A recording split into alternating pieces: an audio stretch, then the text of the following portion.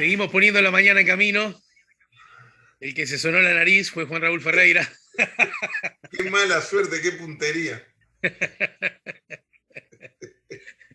Bien, ya lo vamos a recibir. Estamos escuchando en el marco de la presentación que ocurrirá mañana en el Café y Bar Tabaré en Punta Carretas, Nelson Pino, María. Bueno, me parece que viene bien también para insistir en lo que decía más temprano María Zambulla, mi maestra del teatro y de tantos otros, ¿verdad?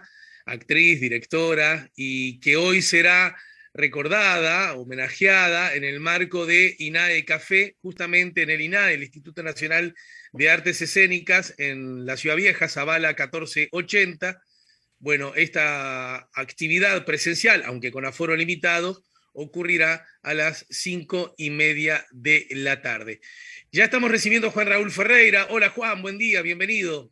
Buen día, un gran gusto Alejandro, como todos los miércoles, y prometo no sonarme al empezar el programa la semana que viene. Y que me voy a sonar ahora que todavía no estamos al aire y ¡pum! Justo. Bien, bueno, para que quiero contarte, recordarle al público y contarte a vos que ahora a las 11 vamos a conversar con la realizadora cinematográfica, crítica cinematográfica, además, Soledad Castro Lazaroff, porque acaba de estrenarse la película Una de Nosotros, Una de Nosotras, a propósito de alguien que vos mucho querés, mucho Sí, sí, claro. conocés y mucho admirás como Belela Herrera, ¿no? Y conozco la historia de esa película también, realmente es un homenaje muy merecido.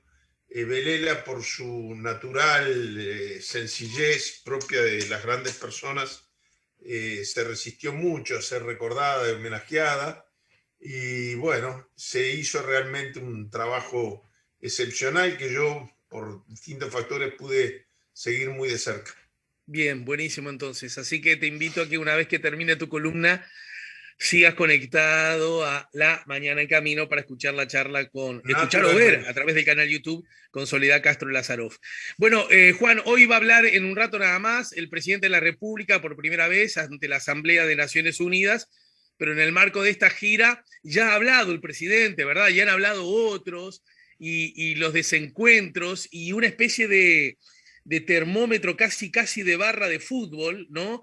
Se empezó como a instalar, ¿no? Entre unos y otros, y me parece, pero esto lo digo simplemente para levantarle el centro y que vos entres a cabecear con tu análisis, que ha quedado menos espacio o poco espacio para el análisis y la profundidad de los conceptos, la trazabilidad histórica, etcétera, etcétera, etcétera.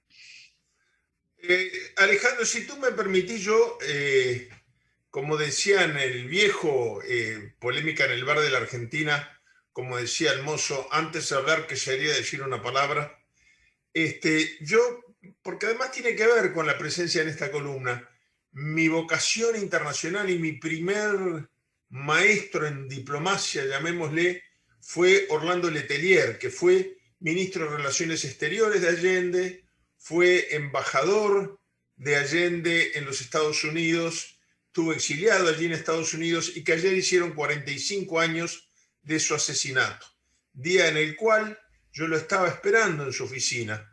La bomba estalló bajo su auto a las 9:30 de la mañana, yo tenía una reunión con él a las 10, a las 11, llegó a su oficina 1901 de la calle K, no tengo ningún, de la calle Q, perdón, noroeste, tengo una memoria elefante para esas cosas. Y bueno, fue un golpe muy grande, yo era muy joven. El 18 de septiembre, que era un viernes, o sea, 3 días antes, él como ex embajador había celebrado la contra celebración, digamos, en respuesta a la Embajada de Chile, la fiesta nacional chilena, que los chilenos llaman justamente por el día en que cae las fiestas 18eras. Entonces quería simplemente tener una palabra de recordación a 45 años de este asesinato, el primero y último, del Plan Cóndor ejecutado en los propios Estados Unidos, cosa que generó la indignación muy grande de los propios servicios de inteligencia norteamericanos. Bueno, Ese, sí. incluso, recuerdo, en realidad recuerdo de haberte escuchado a vos tantas veces a lo largo de tanto tiempo que una cobertura periodística a propósito de lo que estaba pasando con imágenes del lugar muestra que apareces por allí, ¿no? Sí, claro. Cuando yo estaba escribiendo con Viñolo el libro sobre mi viejo, Bitácoras de una lucha, la historiadora argentina Nagui Marcilla me mandó, es una pena, está en una filmación que yo hice recordatoria pero sin audio, y el link de YouTube lo bajaron. Yo no sé cómo lo consiguió ella, pero está el noticiero que el prestigioso periodista norteamericano Walter Cronkite esa noche dio la noticia, pero en las tomas visuales, que es así las conservo, aparezco yo muy joven en la conferencia de prensa en el instituto donde yo hacía una pasantía que me había conseguido Orlando, mientras que buscaba trabajo en Estados Unidos. Esto fue septiembre del 76, yo acababa hace un mes y medio de instalarme allí en Washington. ¿Y qué edad tenías?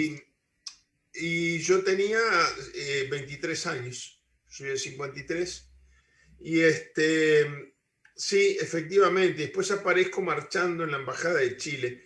Yo confieso que yo no creía mucho, que la historia era que se había detonado la bomba desde la Embajada de Chile porque el auto explotó o implosionó justo frente a la embajada. Traía una bomba pegada con imán abajo del mismo, instalada la noche anterior. Y después tuve que cubrir como periodista de la televisión mexicana el juicio, y Michael Townley, el ejecutor material, confesó que fue sentado en la cama del embajador de Chile en Argentina. Yo creo que muchas veces esta es una de ellas, que la realidad supera la ficción, ¿verdad? Pero Sí. bueno, es tremendo.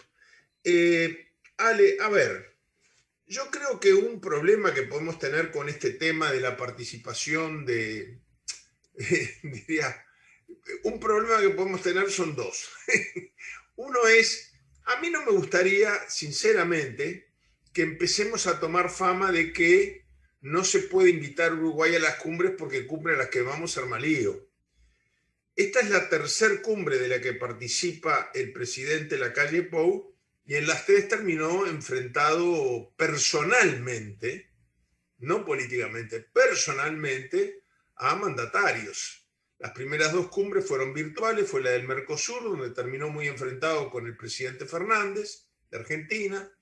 La segunda fue la cumbre iberoamericana, que algunos fueron presencialmente, otros virtualmente, él a través de Zoom. Terminó con un enfrentamiento muy fuerte con el presidente de Venezuela, Maduro, y ahora esta acusación de que Venezuela, Cuba y Nicaragua son dictaduras.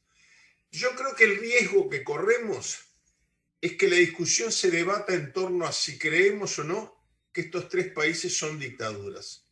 No está allí el tema.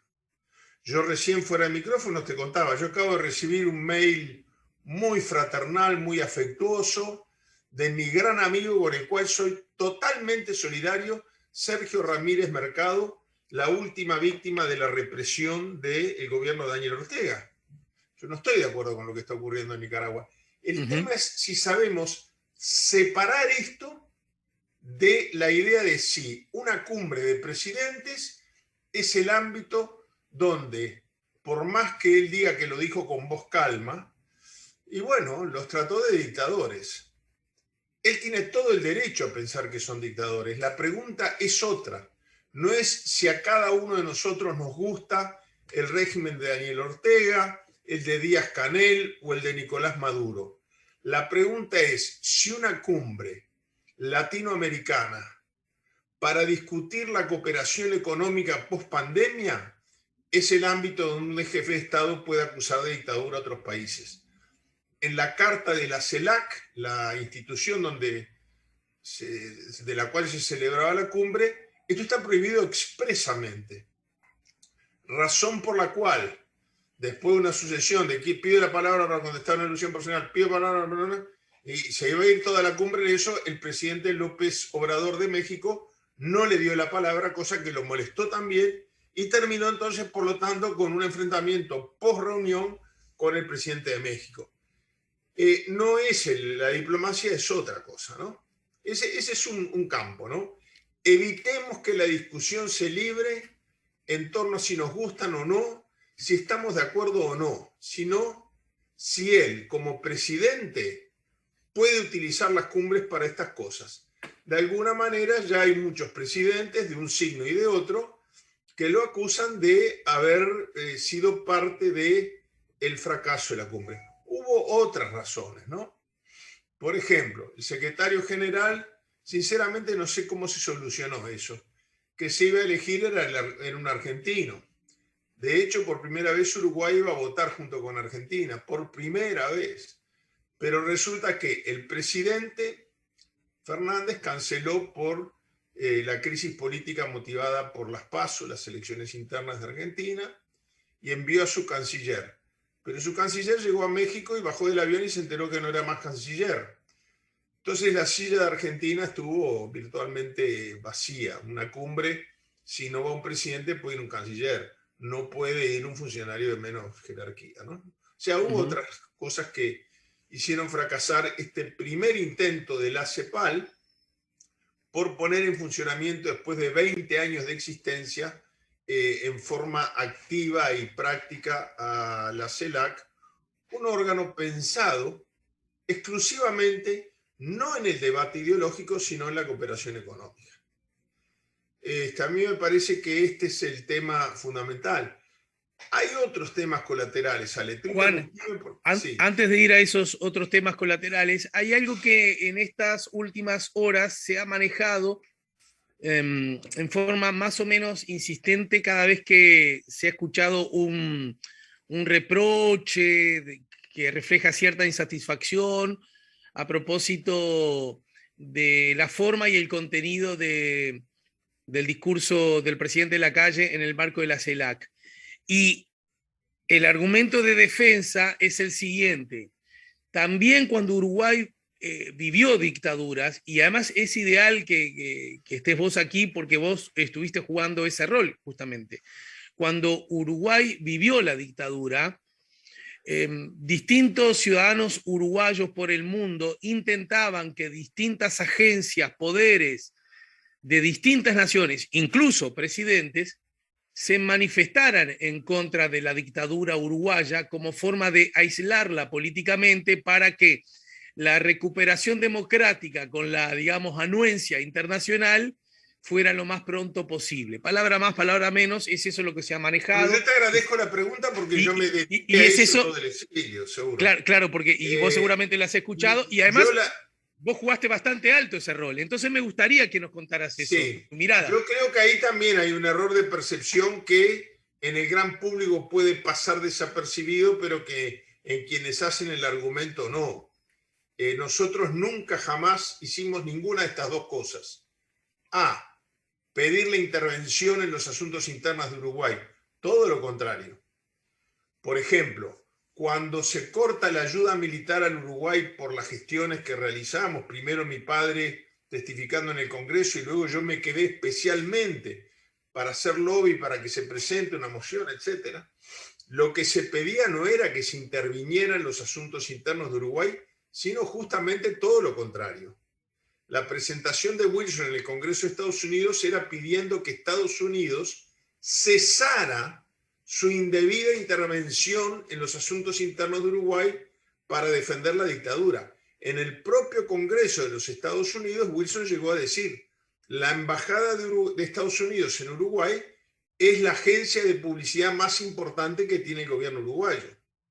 Y termina diciendo: le queremos pedir al país, era el bicentenario de la Constitución americana, que celebra los 200 años de consagrar los principios fundamentales en que se inspiró la gesta independentista uruguaya, que deje de utilizar todo su peso para defender a los enemigos de su pueblo. Entonces, primera cosa, nunca pedimos una acción proactiva en contra, pedimos un no apoyo.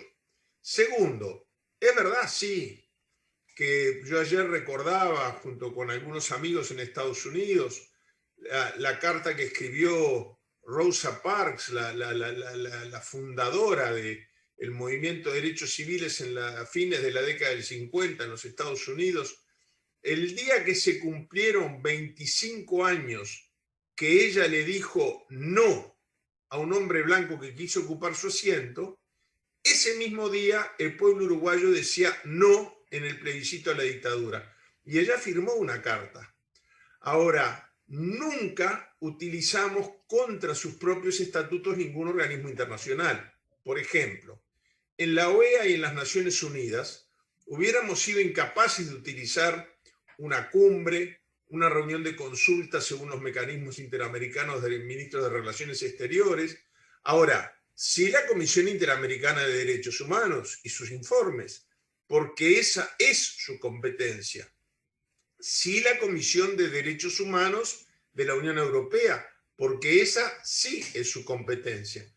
Entonces yo creo que la gran diferencia, las tres grandes diferencias son, primero, nosotros no pedíamos la intervención, sino el cese de la intervención. Segundo, nunca pedimos que se violentara la Carta Orgánica de ningún instituto, por ejemplo, la Carta documental de la Fundación de la CELAC, ni la Carta Fundamental de la OEA, por ejemplo. Y en tercer lugar, no éramos jefes de Estado. Y eso es una gran diferencia. Yo no me podría haber opuesto a que ciudadanos de Venezuela, de Nicaragua, de Cuba, expresaran a favor o en contra sus sentimientos en las afueras del edificio donde se celebraba la cumbre. Otra cosa es que un presidente utilice su sitio para atacar a tres países. Pero además, hay un tercer argumento que no es menor, Alejandro, que es que nosotros no podemos hacer una diplomacia sobre la base del marketing y el doble discurso. Si el presidente Lacalle cree que los organismos internacionales son el ámbito natural y las relaciones bilaterales también para acusar de dictadores y de represores y de violadores de derechos humanos a países donde él considera, que y yo no dudo de su buena fe, que esto está ocurriendo, lo tiene que hacer siempre. Él llegó a Estados Unidos cuando desde la vicepresidenta de ese país para abajo, alcaldes, gobernadores, senadores y diputados condenaron una de las más crueles represiones guardadas en imagen y transmitidas por la CNN y por la CBS y la NBC de represión contra refugiados que querían ingresar a los Estados Unidos. Murieron niños, mujeres, desaparecieron niños y mujeres. Las imágenes son tremendas. La vicepresidenta Kamala Harris dijo que nunca había visto una represión semejante filmada y hablaba de las tropas de su propio país. Yo me pregunto, ¿el doctor Lacalle va a hablar en las Naciones Unidas de esto? Es decir, estando en Estados Unidos, ¿va a acusar a Estados Unidos de violar los derechos humanos de los migrantes en la frontera? Porque los propios americanos lo están haciendo, no lo tomarían como una intervención. Sin embargo, no creo que lo haga. Entonces, el doble discurso es tremendo. Cuba tiene un régimen comunista que reposa en la dictadura del proletariado y un partido político único. La República Popular de China también.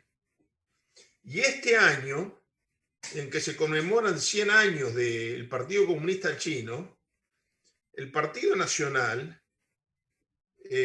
yo creo que esto lo habrán consultado el presidente Lacalle, envió una carta de felicitación al Partido Comunista Chino. También es un partido único. Y en la carta pone, en ocasión de cumplirse los 100 años de su nacimiento, hacemos votos para que la importante y vigorosa relación continúe por los mismos caminos de respeto, consideración y valoración recíproca de ambos países que han permitido desarrollar esta amistad. Pero no es una carta mandada al gobierno de China, es una carta mandada al partido Partido Comunista Chino por sus 100 años. Ujú. Entonces, ¿cómo? Como Bustillo cree que puede lograr, que yo creo que es un exceso de optimismo, de aquí a fin de año una carta de intención para el Tratado de Libre Comercio con China, resulta que en China puede haber partido comunista, puede haber represión, puede haber partido único, puede no haber elecciones, pero si es Cuba, donde el gobierno de la calle no tiene intenciones ni expectativas de lograr ningún acuerdo, se le puede acusar en una reunión cumbre. Entonces yo creo que estas tres cosas son las más importantes. Primero, entonces, los organismos internacionales son para otra cosa y prohíben expresamente en las reuniones cumbres tratar temas que no estén en la agenda. Bien. Segundo, no es lo mismo la demanda de exiliados que la de un jefe de Estado. Tercero, nosotros cuando estuvimos en el exilio no pedimos la intervención ni utilizamos indebidamente mecanismos internacionales que no eran el ámbito natural para este tipo de denuncias. Y cuarto, se tienen que poner de acuerdo. Si el comunismo está mal y merece que el gobierno uruguayo a través de su presidente lo denuncie en los foros internacionales, lo tiene que acusar en todos los foros internacionales a todos los partidos comunistas y no solamente al cubano. Y Viste que, finalmente, perdón, en Estados sí. Unidos, que haga referencia a lo que ocurrió ayer.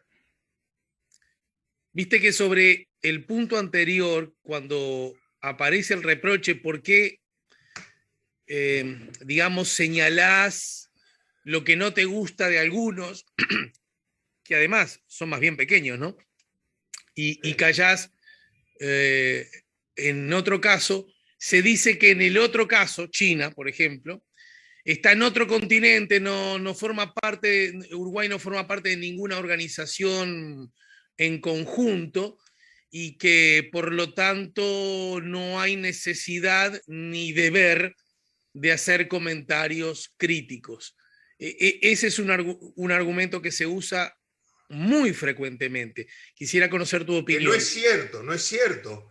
Por ejemplo, nosotros integramos las Naciones Unidas e integramos dos organismos de las Naciones Unidas junto con Cuba. Integramos, por ejemplo, el Consejo de Seguridad Nacional el Consejo de Seguridad por tercera vez consecutiva, donde China tiene derecho a veto y Uruguay está sentado, llegó a presidirlo. ¿Alguna vez dijo que no correspondía que China tuviera derecho a veto porque tiene un régimen de partidos únicos? Pero además, eso sería una razón para que el presidente no se pronuncie, pero no para que se pronuncie a favor, porque yo la verdad, te confieso que yo no conocía esta carta del Partido Nacional. No se limita a no criticar, lo felicita por los 100 años y les pide que continúen en ese camino. Entonces, ahí sí hay una contradicción tremenda. También integramos el Consejo de Seguridad, perdón, de Derechos Humanos de Naciones Unidas, junto con la República Popular China. Es más, se ha votado en varias oportunidades la presidencia de ese Consejo para Naciones Unidas. ¿Alguna vez Uruguay dijo algo? No. Integramos muchas instancias, el examen periódico universal de las Naciones Unidas junto con China. Aceptamos, escuchamos sus recomendaciones. Alguna vez, ahí sí, por ejemplo, es un ámbito natural. Ahí no se violaría la Carta de los Derechos Humanos si Uruguay, por ejemplo, dijera, queremos pedirle al gobierno chino que abra la instancia para la participación de otros partidos políticos. Ahí no estaría violando una norma internacional como lo hizo en las tres cumbres que yo acabo de citar.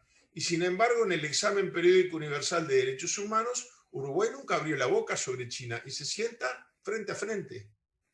Entonces, realmente creo que ese argumento no es válido. Creo que estamos ante la presencia de un doble discurso, de una diplomacia que en vez de reposar en valores, reposa en intereses económicos y de un desprestigio de un país que ha sido muy respetuoso por la solución. Por ejemplo, alguien puede desconocer, porque no hay nada peor que los mandados hechos sin pedido del mandador.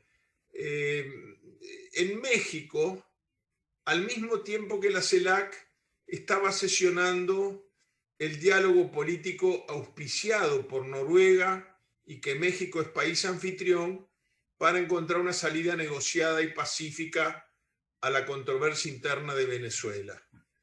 Entonces, yo creo que tanto en Estados Unidos como en México mismo, país anfitrión de las dos reuniones, se vio con muy buenos ojos la llegada de Maduro a la reunión de la CELAC. Se vio como un paso positivo, pero además a pocas cuadras, la oposición estaba negociando con el gobierno. Entonces creo que queriendo anotarse un poroto, le pateó el tablero a la gente ante la cual quería congraciarse. Un error diplomático muy, muy, muy, muy grave. El presidente Lacalle es un hombre muy inteligente, es un hombre que ha batallado en los últimos años desde el Parlamento, etcétera, pero no tiene por qué conocer alguna de estas reglas internacionales. Bustillo es un diplomático de carrera que ingresó en el ministerio mucho antes de lo que dice su currículum colgado en la página web. Tiene mucha experiencia diplomática. Fue mi secretario. Bustillo fue secretario mío en la Embajada de la Argentina, lo conozco, le tengo aprecio personal, pero tiene mucha experiencia en estas cosas, ¿no? Él tiene que saber que eso no se puede hacer. Bien. Bueno, Juan, me parece, en todo caso, otra pieza del puzzle muy importante es lo que dirá en minutos nada más, en algún ratito, el presidente de la República en Naciones Unidas, y bueno, eso también servirá para un posterior análisis, ¿te parece? Sí, cómo no, con todo gusto. Te mando un abrazo grande, Juan Raúl. Un abrazo, Ale, hasta el miércoles que viene.